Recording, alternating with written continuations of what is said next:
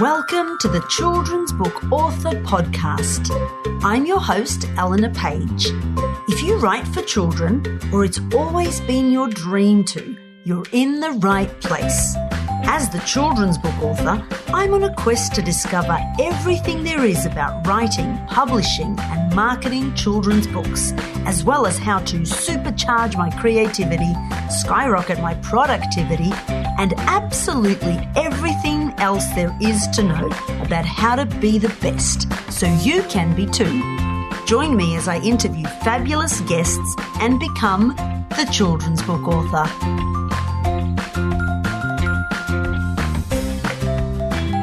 Welcome back to the Children's Book Author Podcast with me, your host, Eleanor Page.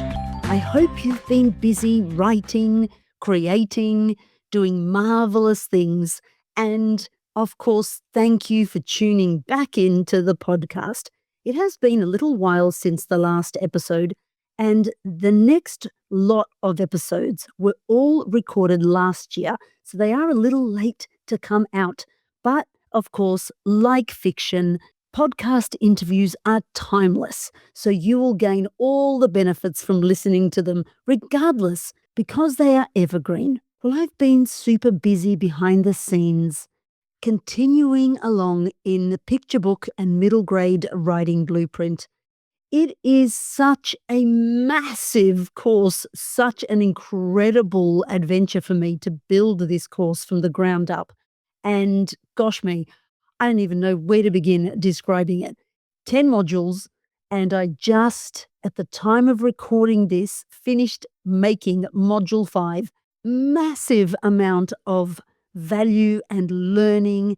And I want it to be so comprehensive in the sense that somebody who does not know how to write, or somebody who's been writing for years, can get the information, the knowledge, the skills. There's so many worksheets I've been busy making so that they can apply all the things to become truly fantastic storytellers. The picture book module itself covers so many things: to rhyme or not to rhyme, how to have humor, how to have heart, endings that earn again. Gosh, on and on and on. And module 5 that I just finished, I was so proud because I had to make it twice.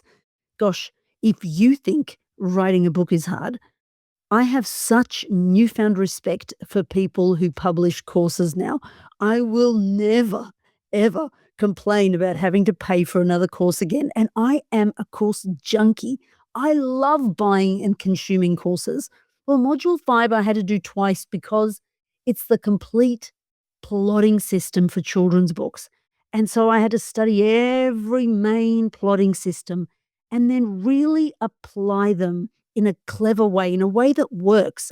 Yes, I did call it Eleanor's 14 Beats for children's books. I couldn't resist, because at the end of the day, children's books are not the same as adult books. And all the plotting systems are mainly all for adult books. And then just when I finished it, and I was so proud, I sat down and watched the Harry Potter series, and suddenly I thought, where are my villains? I have no villain built in to the 14 Beats. So then I had to go back and redo it all again. It's been such an amazing experience, and I just literally finished it last night and was so proud. Now I'm moving on. And the beauty of doing it this way is that the students that are in the course are coming along with it. They're watching it unfold and they're excited to see the new information. And they're also inside my brand new Kid Lit Studio. The Kid Lit Studio is where we meet once a month for coaching. In there, everybody is just, wow, I don't even know. I'm amazed. These authors, every month they turn up. Every month they put in the work. Every month I help them.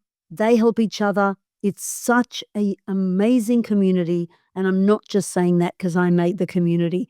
It is truly the community I wanted so much to be a part of, a community where everybody can really be themselves. I sort of have an energetic rule that says you have to leave your ego at the door and turn up in all your glorious self. And sometimes that glorious self is pleased and proud and striving ahead. And sometimes that glorious self is vulnerable and losing the plot and things aren't working out. And we're all there together supporting each other. And now, pretty much, I'd say all of them are almost at the point of publishing a book. We, of course, cover writing, we cover publishing, just all the ins and outs, the secret tips, all the stuff, and everybody helps each other. One of the members recently shared this amazing way to reach beta readers. It's, gosh, the group knowledge, there is nothing like it in any case. If you do want to be part of Kidlit Studio, absolutely you are welcome. Go to kidlitstudio.com and have a look. If you were to buy the picture book and middle grade writing blueprint, you do get a free month in there to see if you love it as much as the other members do. And that offering is there for you today. Now, on a different note, coming back to, of course, the podcast guests, I'm joined by the wonderful Meredith Davis on today's interview, who has written The Minor Miracle, Book 1 and 2. And it's such a juicy conversation about writing, publishing, the journey to be published, and how to write things that kids are truly going to love reading. I know you're going to enjoy today's interview so much. We go super deep. And as always, I've learned lots of new things from interviewing Meredith, and I'm sure you are too. So enjoy today's interview. Welcome back to the Children's Book Author Podcast. And today I have a writer. No publicity, no talking. Well, maybe we'll talk a bit of marketing, but today's all about the glorious job of being a writer. And I'm so lucky to be joined by Meredith Davis, who is are they Illustrator chapter books or middle grade? What do you call them in the US, Meredith? And that's a random first question, but that's where I started. Yeah, we call it middle grade here. So my books would be classified as middle grade, 8 to 12-year-olds. Fantastic. Yeah. So you've written The Minor Miracle and The Minor Rescue, which are in the same series. And the series is called The Amazing Adventures of Noah Minor. And I'm just going to, before I ask you any questions, I just want to read the description of it on Amazon because I thought it was so cool. And I so want to dive into how you came up with this idea, because I love this whole idea and premise. As a baby, Noah Minor miraculously and mysteriously survived a fall from a 16-story balcony. I love this. But ever since then, Noah's life has been pretty boring. As he enters 7th grade, Noah is hoping to be less ordinary and more extraordinary, like his best friends, love it already, trumpet prodigy Rodney and the practically perfect Haley. So Noah's sure his star is on the rise when, during a standard vision test, he learns he can manipulate gravity and is recruited to train with Gravitas, a top secret government agency. Noah thinks his life will now be awesome, but instead he has a whole new set of problems. Love problems. The biggest one, his great uncle Saul is on Gravitas's most wanted list, but might also be the only person who can help Noah reach his full potential. Oh, man. All that to say, how did you come up with this idea? And did you, when you were working this into a manuscript, like really push yourself to make it kind of original and different? And there's so many things I want to know. And I want to shut up now and let you talk. Well, first of all, I have to say I love hearing you read that. If this ever becomes a movie, you got to be the one that's doing the voiceover, because that was thrilling. Yeah. So I started writing this book a really long time ago, book 1. And really one of the differences between book 1 and book 2 is how quickly I wrote book 2 compared to how long I got to spend in book 1 and like really build the world and build my characters and all these things.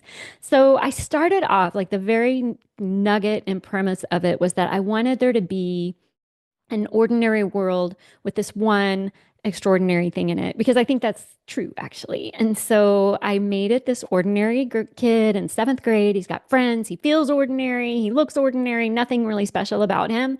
And then he finds out that he can manipulate gravity.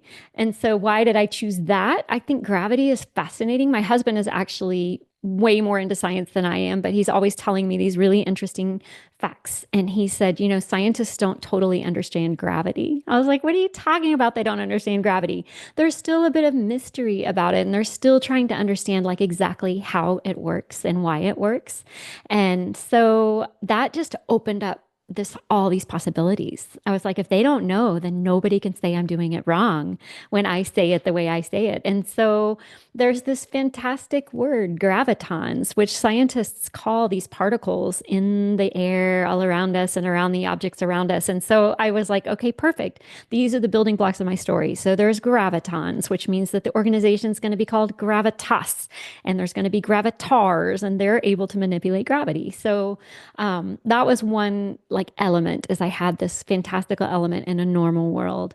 And then the other thing that I really love about books, certain books, is the whole idea of like a chosen one, like a person that finds out they've got something special, and then what like happens to them because of that. And so I got to play with that a lot too. You know, Noah finds out he's got this ability, but he's still just Noah. He's still Noah Minor, even though he's got this amazing ability. So it just, like you said, it introduces this whole host of other problems, because at the end of the day, we're still us.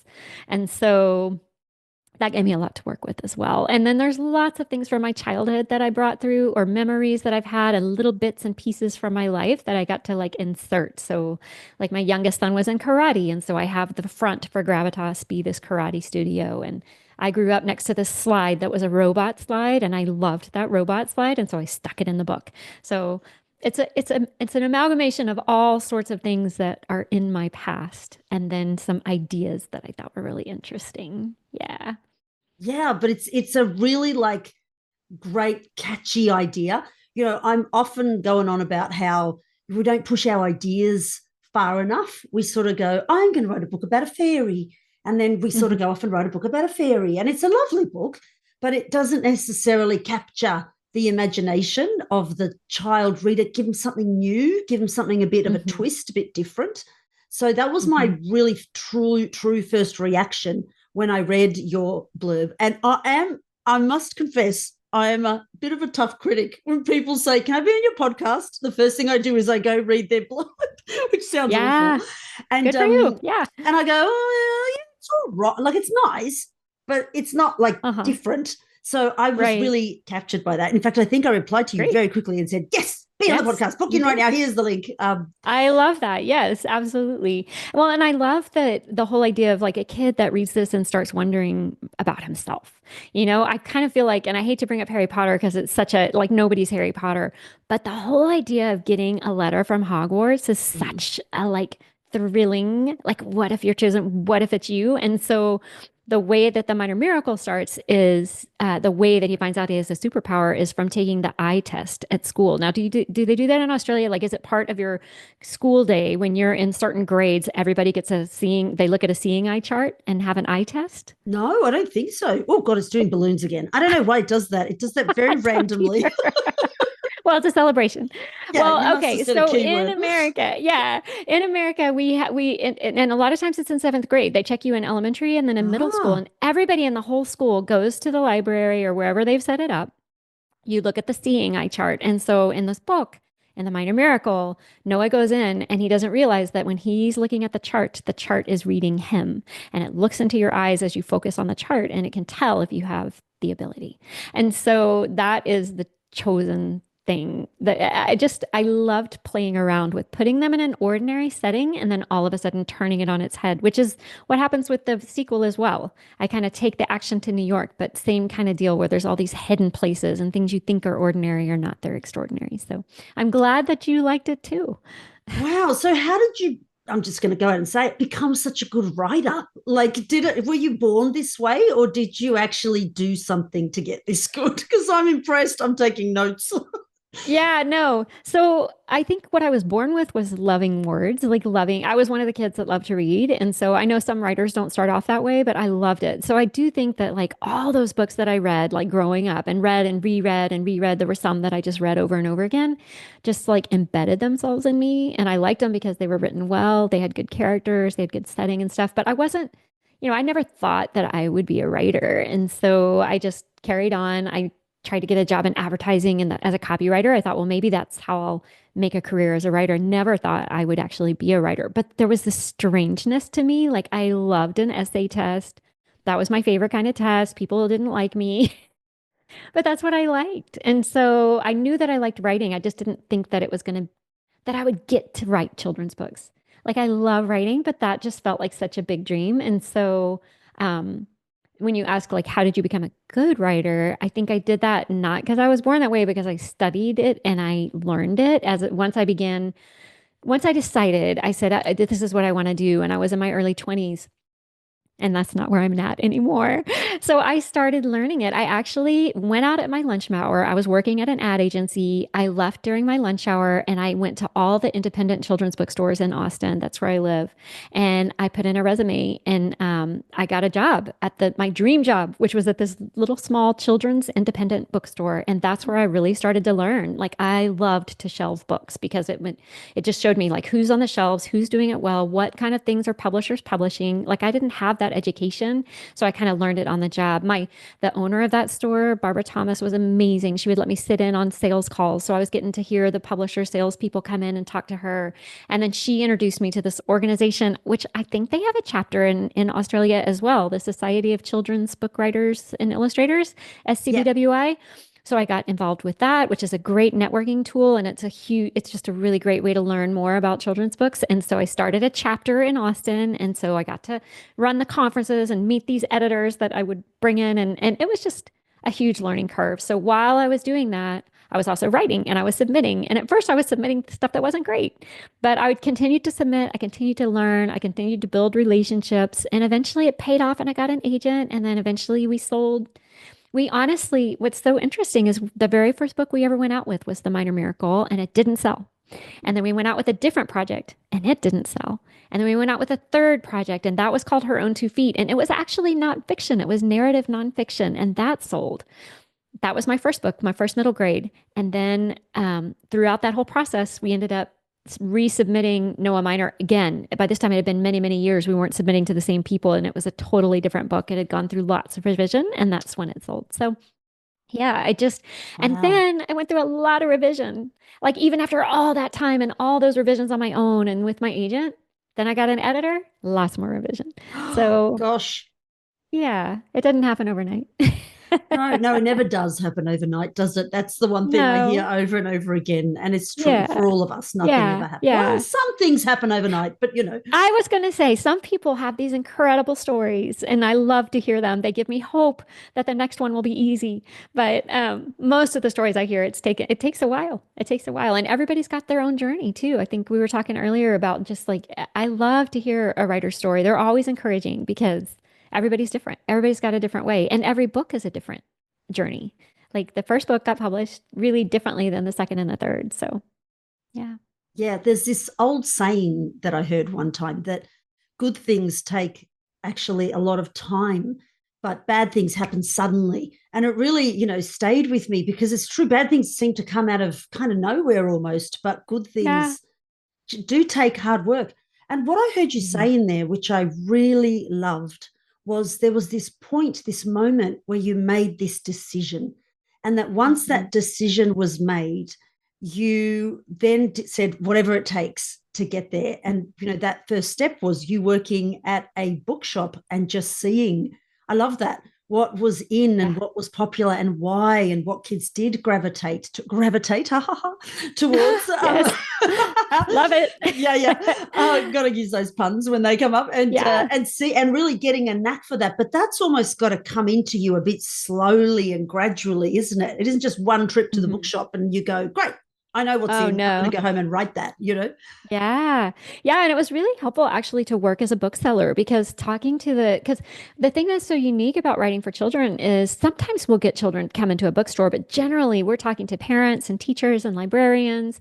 That's who the people are that are buying the book. And so kind of keeping them in mind, but still writing it for the kid, you know? And so I really, parents would love if I was like, this is a fun read. This is a fast read. This is part of a series. So if they like the first one, you know where to come. Like you can get more. And they knew like their kids, especially 8 to 12-year-olds, they love series. Once they find something, they want to get all of it and they want it now, you know? And so I learned a lot at the bookstore. I learned a lot about selling actually. So not just like what are kids looking for, but how do I then take that out and give it to people, get it in people's hands, you know, selling.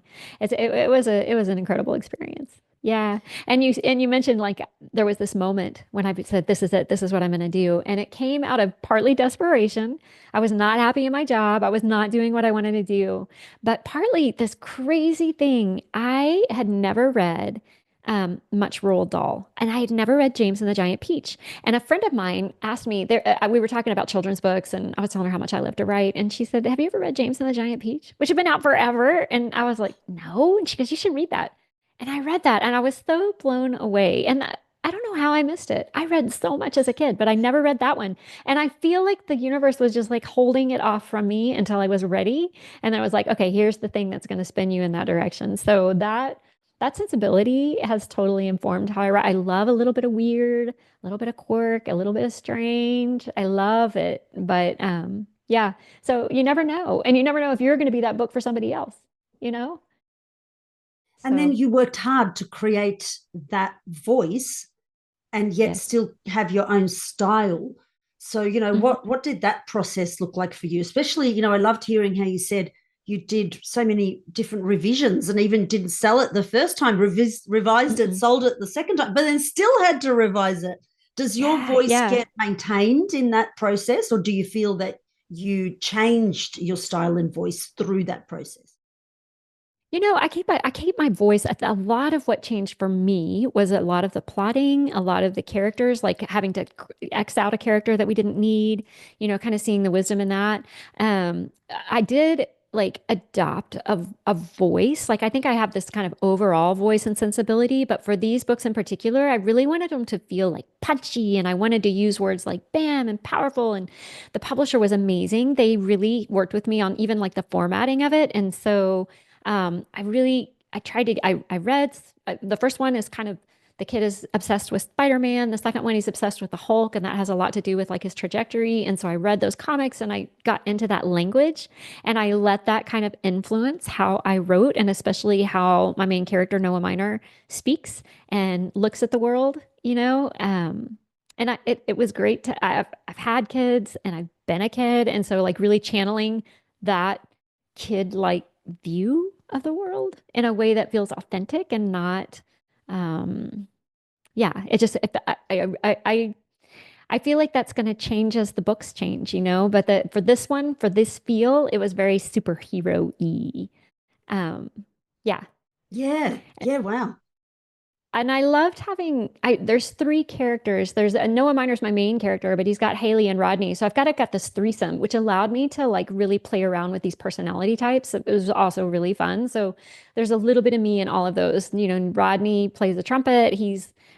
And he's like this kid that's kind of liked by everybody. He's kind of silly, he's kind of goofy. Then we've got Haley, who's like the super practical, keeps the calendar, overachiever, straight A person. And then we've got Noah, who's just like wanting to win, wanting to be recognized, wanting to feel like he's important when he's got these super important friends. And there's a little bit of me in all of that, and especially in Noah, like because as a writer, you know, we celebrate our friends and we're excited for them when they get their publishing contract and they win that award and all that stuff. But we're also like, what about me?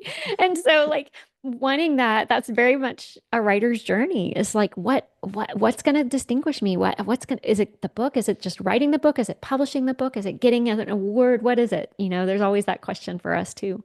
So, yeah, I could definitely write that authentically. Yeah, yeah, yeah. Well, I'm impressed, and I love what you said about, you know, really getting into the language of your characters and how they would think. And Mhm. for me, when I go back to my early books, not everyone sounded the same necessarily, but you could sort of hear me in everyone, I guess is how I would describe it. Whereas I hope, fingers crossed, that in my later books, each character kind of, yes, like you said, you were still in them, but they did stand alone as their own self.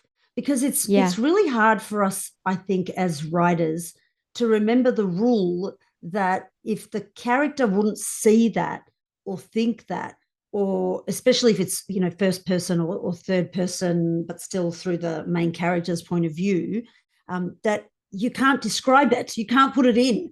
Do you know what I mean? So everyone's trying to be very Right. writerly, and I know I was trying to be super Yeah. writerly until I Right. realized, oh my God, I'm not supposed to sound like a smart author describing, you know, the ambiance. And I think, you know, my defining moment that kind of destroyed me, actually, not made me, was I don't know if I've told this story before online. If I have, please, you know, fast forward me or put me on double speed. But when I think it was like our grade 8, so I'm not sure if that's the same in the US, but around that age, 14. And there was somebody in my classroom who I thought I was the best writer. And I don't know why I thought I was the best writer, but I did. And I went up to the teacher and showed her my story.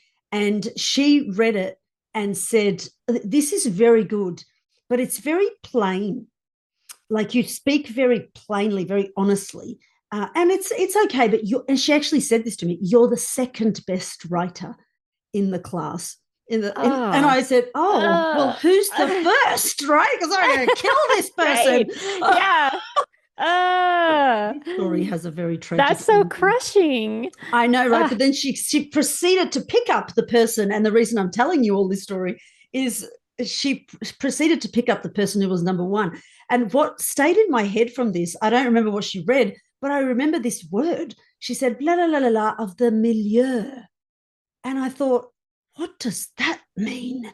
And she said, do you see the language she uses? And so then, you know, I tried to be like this smart writer until I realized, oh my gosh, no, because I mean, not that you can't be a smart, clever writer with words, you do have to be. Right. You correct me if I'm wrong. I think, you know, you know, as you said, ran squivvy for all those years, so you would know. But it does have to be through the worldview of the character. And I think a lot of authors try to be smart, maybe because of English school, is what I'm trying to say. Yeah. I think that if you're fake, like if that is not authentic to you, then it'll be spotted a mile away from, especially a kid, because they're so smart.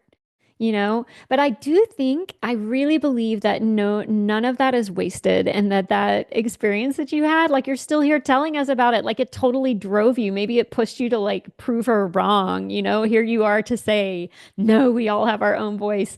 And I have a similar experience in college because I was an advertising major, and this one class I totally remember, it was a creative class. And the very first thing our professor would have us do is come in and put the ad that we had been working on the wall. The walls were all bulletin board. And so everybody would put their ads up, and we'd sit back down, and then he would say, what's the worst thing on the wall? And sometimes it was mine, and sometimes it was someone else's, but it happened every class. And so we kind of got used to rejection, and we got a little bit of a hard skin, and it also like distanced ourselves so that it wasn't, sorry. And so it wasn't like hard anymore. We were not attached to our stuff. It was something we were working on. And if it got the worst in that class, then we were going to revise it and we were going to make it better. Not that it didn't sting, but I think it conditioned me for the work of submitting manuscripts and getting lots and lots of rejections before you get the yes, you get a lot of no's, and not getting too precious with it. It isn't like, it is our baby, but it's not our baby. It's something that's very manipulatable. And so, you know, I think one of the big questions that I came up against with revision is how much, I mean, I can revise this thing forever until I go to my grave. I can revise this. You can write something a million different ways. And so at some point it needs to be good enough, and then you can send it out. But as far as just being true to your voice, and you should be true to your voice. And that means some people won't like it because it's not their cup of tea. and they're going to like milieu, and that's not your thing. And so it's good to keep in mind, because then you aren't precious with your work. You're like, oh, well, that's just not for them. Then that's a good thing. It was like protection for me to not be yoked with someone that's not going to love my stuff. And so, yeah, I agree. You have to find your own voice, and I think it's an interesting dance. I think you have to be true to the story you're trying to tell, and you have to be in a 12-year-old kid if your kid is 12 years old. You can't make them too adult. And there's some books that I love the writing, but I'm like, this is not a 12-year-old speaking. This is the author speaking, and I don't think a kid would like it. Yeah, or I've read some books, and I actually, as I'm reading, I think, oh, yeah, that makes sense because they're 16. And then I'm like, oh, hold on, they're not 16. But they came across in my brain. I was visualizing older kids, and it made me go, oh, how are they writing or is that me? I often have this problem of thinking it must be me. I'm interpreting the book wrong, and that the writer's really good because they got published. But why am I not enjoying it? Or why am I visualizing them being too old? It must be me. I mustn't be a very good reader. That's my bad habit. Yeah.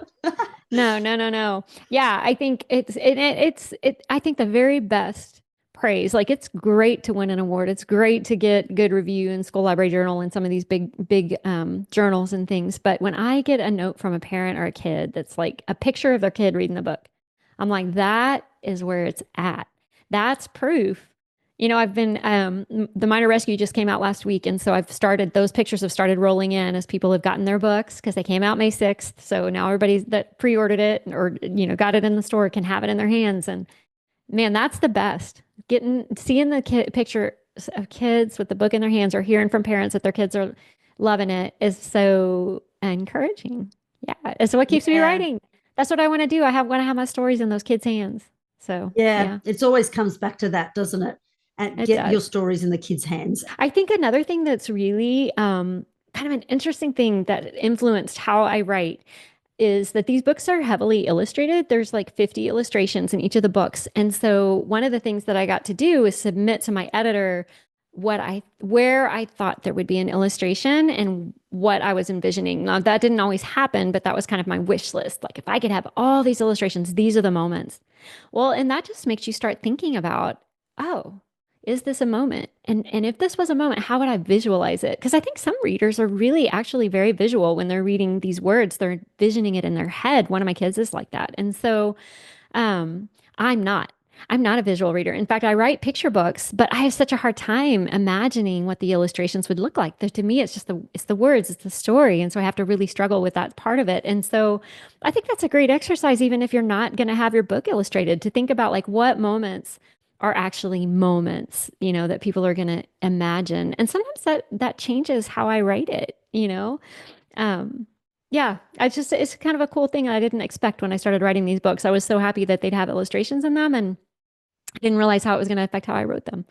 Yeah, I actually think that's really critical to I give this advice all the time, that you should read through your document, your book, and see if it is kind of has cinematic moments, actually, especially now that kids are so video game, television, even more than I think in our generation.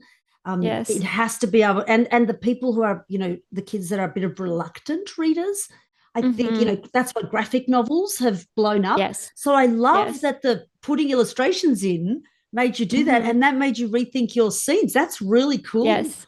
Yeah, it is. It's really cool. And I've had parents tell me, or I've heard people write reviews on them, it's like, this is kind of the bridge from graphic novel to, just a full text novel. It's nice to have those pictures that just kind of carry them along.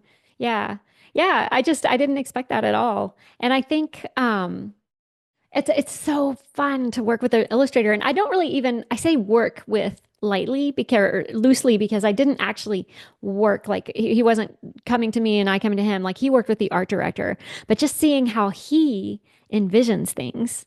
Like for example, my characters, I had the Noah and Haley were both light-haired and light-eyed. And then when we saw the illustrations, I was like, no, I don't want them to be the same like that. And so he actually like had me change my character's looks just from looking at it, Oh, wow. So interesting. Yeah, it is. And That's cool.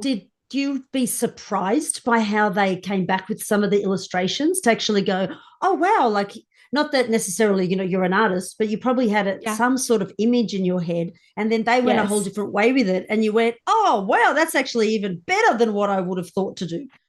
Yeah, yeah. I mean, part of it was the even just character development, which that was the one thing that I did kind of get some feedback where they would show me and they'd be like, "Is this right? Is this how you imagine it?" And so I could go back and forth a little bit. And so working with him, but there were some things that he did where I was like, and the other thing that was cool is so the illustrator is Billy Young and he's in Singapore, and so the publisher had asked me like, do you have a wish list for illustrators? And so I'd given them a wish list of like six, and Billy was one of them.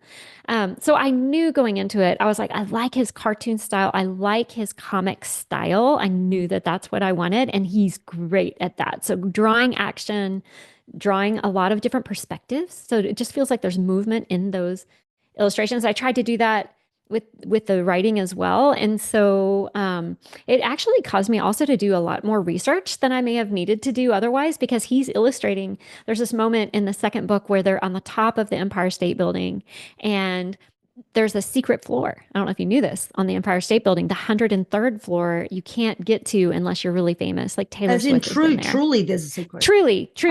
There's a 103rd floor. So people can pay to go to the 86th floor and to the 102nd floor, but you don't get up to the 103rd floor unless you are someone special. So Taylor Swift's been up there, some celebrities have been up there. That's it. So that's where I set this big scene. Well, that floor, I researched it, and so there's a little bit that I can know about it. But what I really needed to know was, what does it look like when you look up? Because the Empire State Building has this spire at the very top, and I needed to know if my hero is up there flying, like gravitating up, what does he see when he looks down? And nobody looks up. When you're up there, you're looking down. You're looking down at the city. You're not looking up. And so I had to have Billy draw it. And so I needed to figure it out. And so it caused me to like go down all these rabbit trails and find people and do these things to figure it out. And I got it right. We just got back from New York, and I with the book, I was like taking pictures everywhere, and we went up. We didn't get to the 103rd, but we got close enough to be able to see. And I was like, yep, we got it right. That is so cool. That is like the coolest story ever. Yeah, it's cool. Amazing. So 2 books in the series so far. How many are there proposed to be in the series? I mean, right now there's 2. I had this fun interchange with my editor. So we sold it as a 2-book contract just to kind of see. And so book 2 just came out. So she's like, we'll see how sales go. And then maybe we'll talk about book 3 in the fall. So we'll see if there's more. My brain is kind of thinking forward to what I would want to do. It's interesting because if the age range is 8 to 12 and my protagonist is already 12 years old, the first one took place over our holidays and the second place took place over over Christmas. Thanksgiving was first book. Second book was during our spring break in March. I'm like, okay, if I make his birthday in the fall, I could probably get a summer out of it before he turns 13 and moves. Like, does he move out of middle grade at that point? Can I do a prequel? How do I keep him 12? So there's definitely, if I go on, I'll probably study how other authors have done that because it's an interesting conundrum to figure out how to that's true. I hadn't thought of that. That's actually such an interesting conundrum. Yeah. It's kind of it's a boundary that I've set for myself, which is an interesting thing also with just fantasy, superhero fantasy in general, is like you have these rules. And once you create those rules, you've got to stick with them. You've got to obey them. So in book 1, I have some rules about how the powers work. And then in book 2, I was like, I wish I had changed that, but that book's out. So now how am I going to do this? I had to work within those constraints, So yeah, so true. Ahead. Yeah, you think ahead as far as you can, and then you make it work. No, 100%. And like that 13-14 age group often gets missed in a lot of books, isn't it? It's a bit of an invisible age group. It is. It's really interesting. I was just listening to a podcast. Someone was talking about they had made their character 14 years old because they wanted to write like an upper middle grade and a lower young adult. But I feel like the issue is really bookstores, because where do they put that? In libraries, because they have a middle grade section and they have a young adult section. So there's got to be this like concerted effort from publishers to put a lot of those books out for them to really find a spot.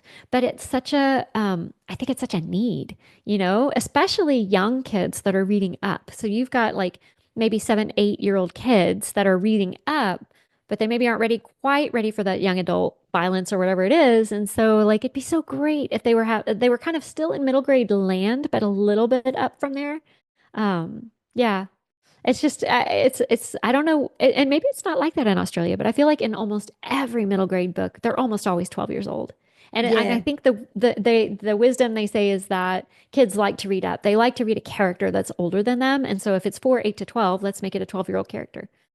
So Yeah, but every there's been once in a while. exceptions to that. Like Yes, I'm yes. thinking of it's terrible that I've forgotten the name, but one of my friend authors, Marty Dumas, who wrote a book about, it was like a sort of, I haven't read it in a very long time. It's probably been almost 10 years actually, but her Yeah. series did really well. And it was a kindergartner, but he was a Yes. really intelligent, kind of amazing kindergartner. So a lot of older kids read her Really read series. down. That's Yeah, really which interesting. kind of Yeah, broke. I that's remember at the awesome. time thinking, wow, that's kind of breaking the rule and showing that it can really work. It just Yeah. depends what your character's like, I suppose. You've got to have a great character that's so fascinating. I mean, I was like that. I read, I mean, Beverly Cleary writes Ramona and Beezus are her two characters. And so Ramona would be in kindergarten. Beezus was this older sister, but Ramona was really the star of the show.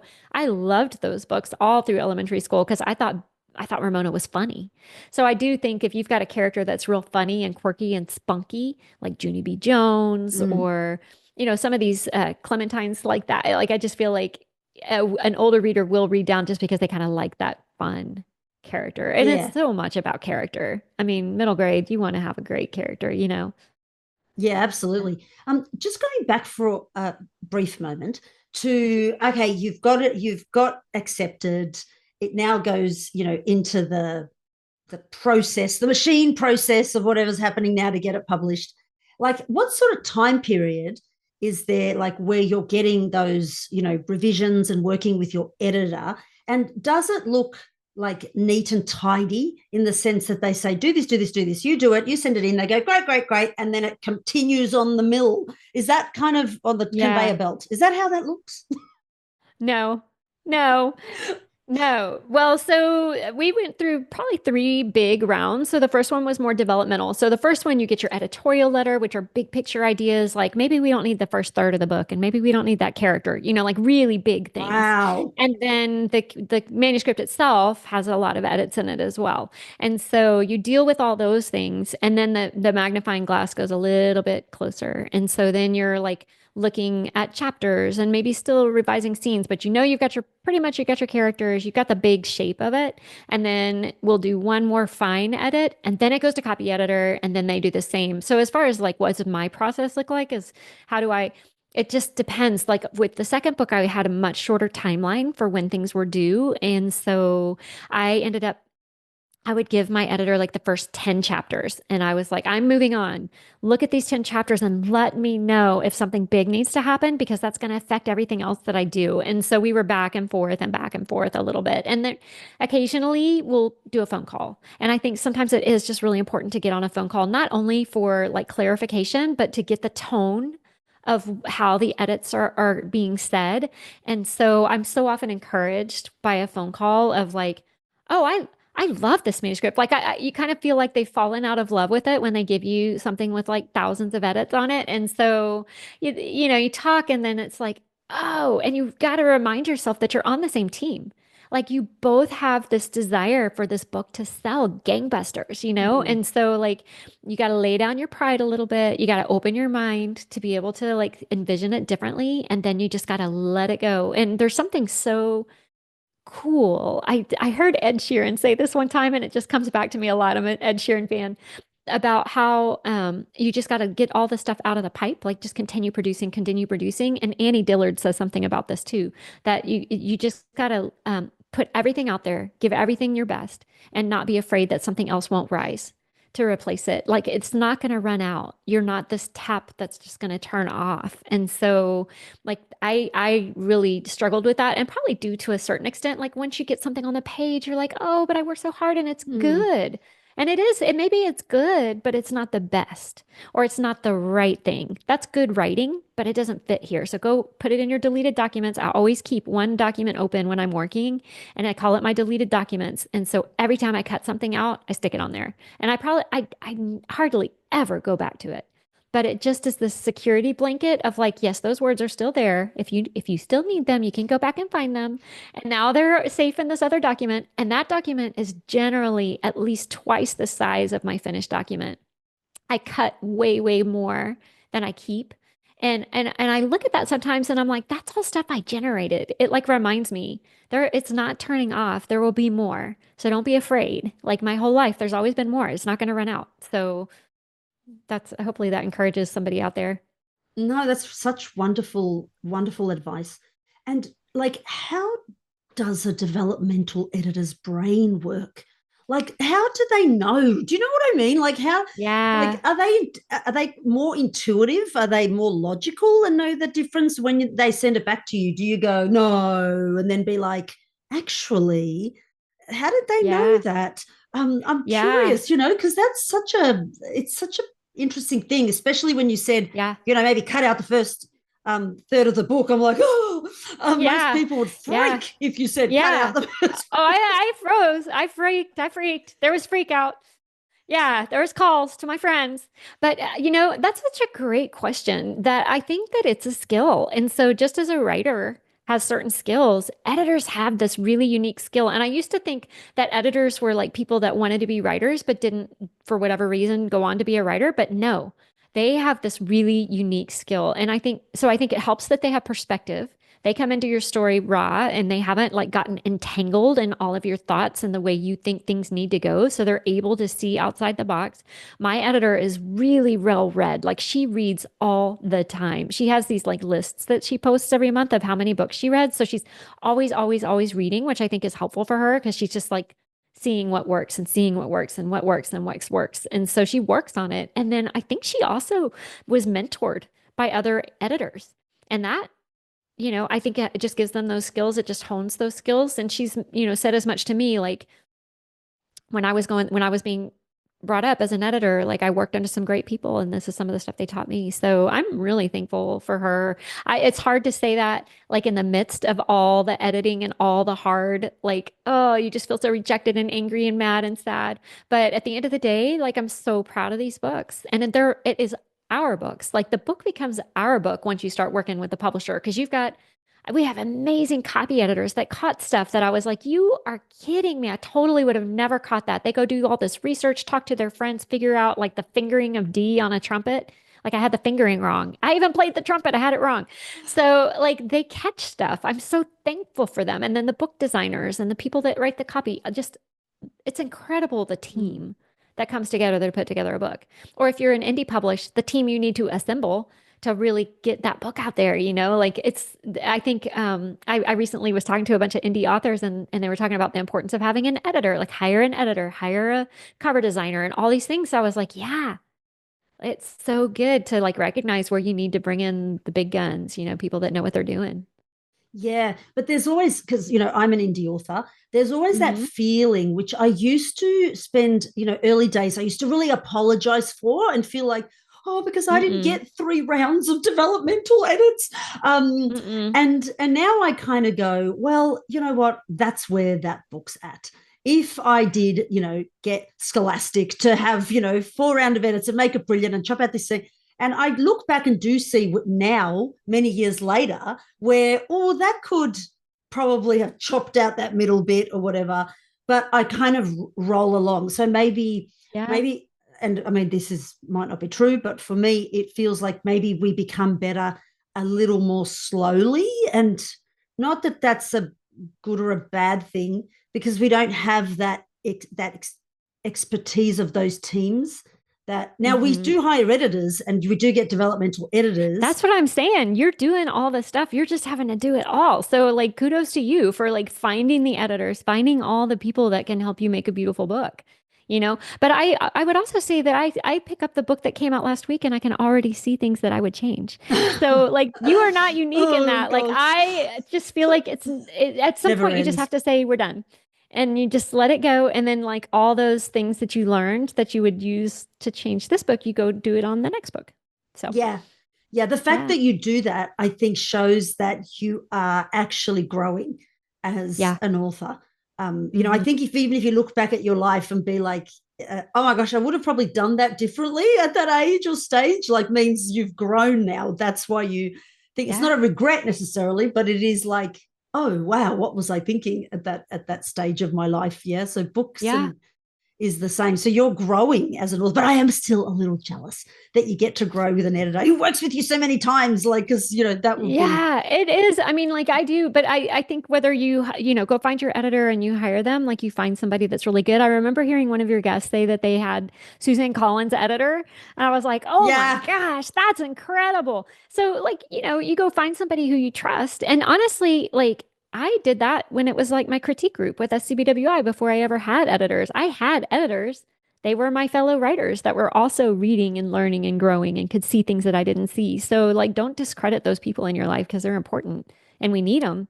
So, So once the book comes out, what does the marketing process look like for you as the author? Like, are you expected to go do things to get it out? Does the publisher do a lot of those things? How does that work in the US and I guess in your experience? Because it's probably quite different.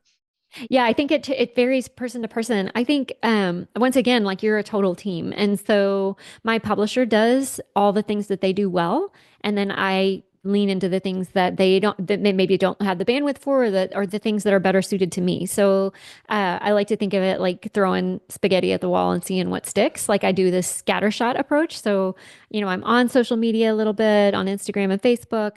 I have a Substack, so I do the newsletter, which is kind of like the mailing list. You want to have you want to end up in the inbox, so I do some of that.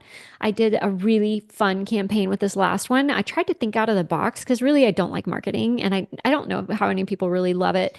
Maybe some people do, I don't know. But I was like, how can I get creative? How can I do something fun? And so I ended up sending real letters in the mail from Gravitas. And they were sealed with wax. They had like a pressed earth as their symbol. And so I sent it to 250 people. They were actually people on my Christmas card list because I've been writing a Christmas letter for the last 30 years. And people love that letter. They were like, long before my books were published, people would text me or email me and be like, oh my gosh, I look forward to your letter every year, which I know for fact that most people do not read Christmas letters. So I was like, this is high praise. Like, I wish I could tell publishers that people like my Christmas letter.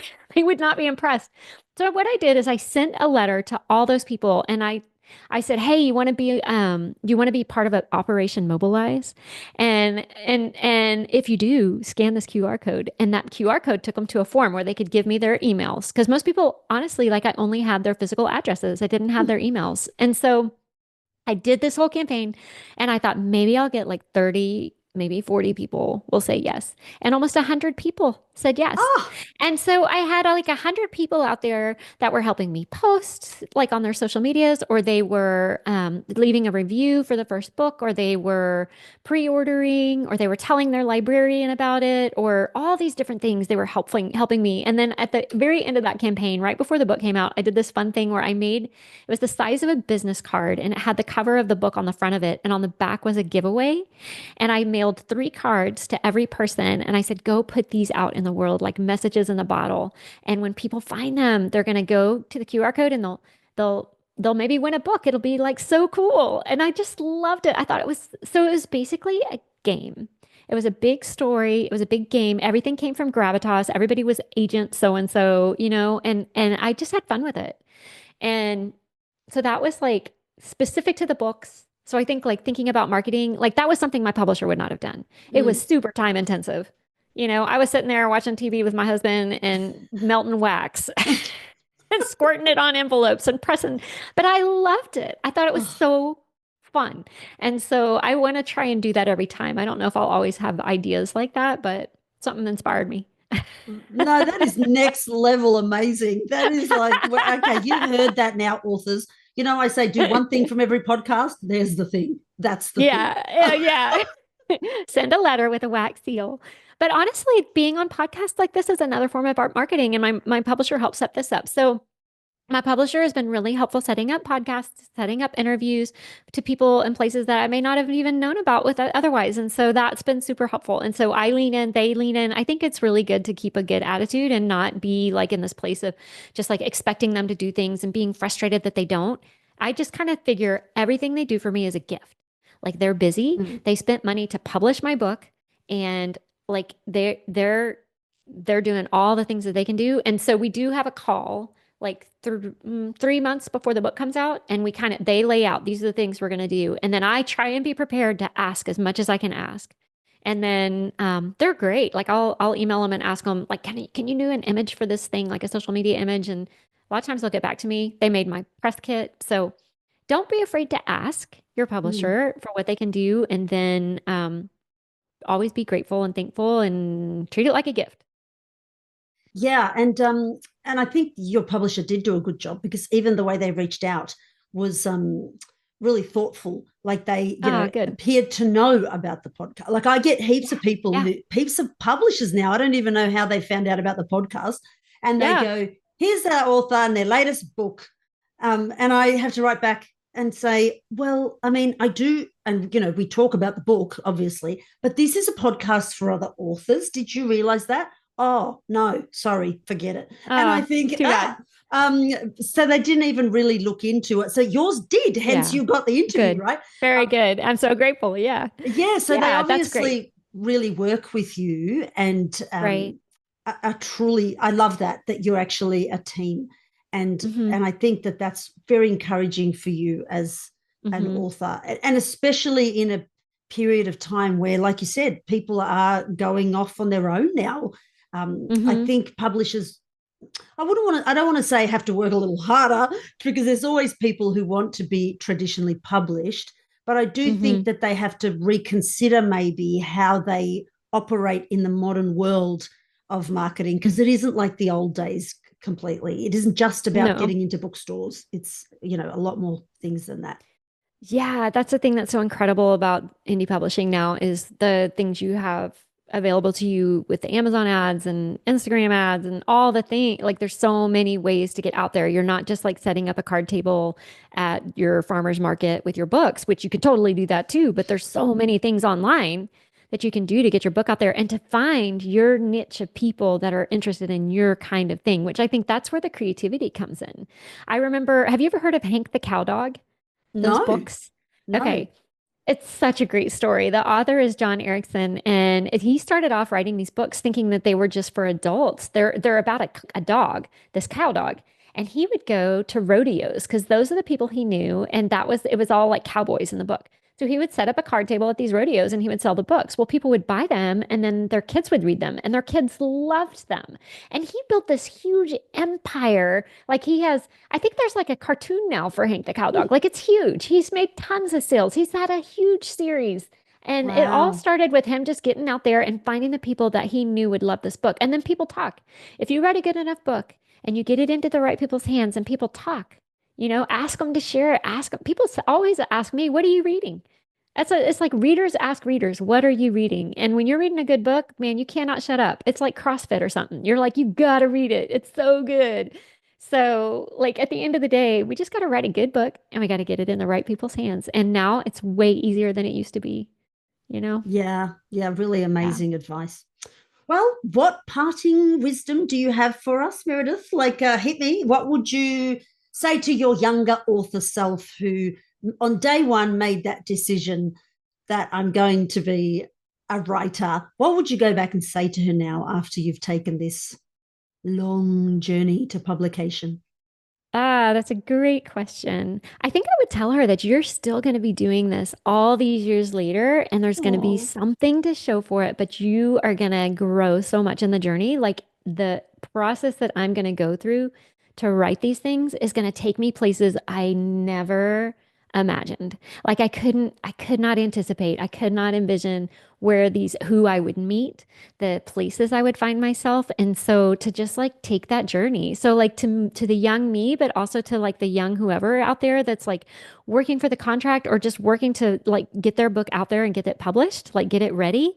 Like it's a long journey, but don't be discouraged by that. Be encouraged. Like you want it to be a long journey. You want to mm, be writing books 20, 30 years down the line because you love it. Like if you found it and you love it, just keep going with it. It's going to take you to some really cool places. Just keep walking through the open doors, walk through the open doors and don't worry too much about looking too far forward and trying to figure it all out. Like take it step by step. That's a great question. I wish I thought about it before. I probably would have been like way wiser and something really pithy that you could like write on a sticky note and stick on your screen. But I hope that helps. Plenty of sticky note moments in there. And, it's funny because recently I got this software that takes people's podcasts and splits them into little bits, and it does it on its own. So it kind of looks, I think, for keywords or whatever, and it splits it out. And now it's terrible, but now I have this really bad habit of listening to people's answers, and where I used to go, oh my God, I'm going to make a sticky note. Now I'm like, that's going to be great as a clip. Yeah, that's amazing. I wish I could do that with my book. I wish I could feed it. I probably can. Like feed it in and give me little clips and little like catchphrases and things that I could like be pithy with and put it in my Instagram or tell it to kids or whatever. That's awesome. You probably I love it. Well, actually, Amazon, I noticed on one of my books recently, now has this feature where it says the most highlighted phrases in your book. Really? And I'm like, hold on, why are fiction children readers highlighting books? Right. Maybe it's their teachers, maybe it's their parents, but it could be, it could be like the teachers are like, hey, I'm going to use this in my classroom and this is what we're going to talk about. That's really cool. Isn't that cool? So I had like 250 people highlighted this one phrase, and I was like, get out. That is so great. Why did they like that particular incredible sentence? Isn't that amazing? Yes, that's very cool. I'm going to go look at it right after I get off this. Go check it out.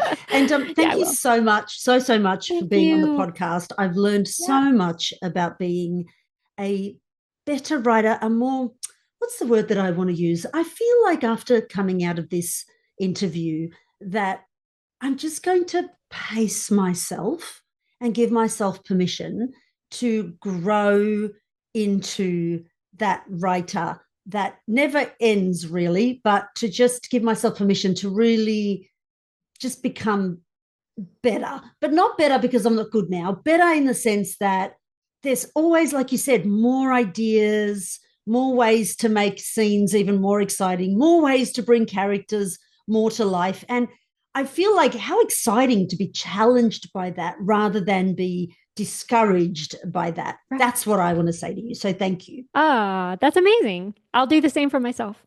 And all the links I'll take my own advice. Yeah, of course. Well, that's usually all of us, isn't it?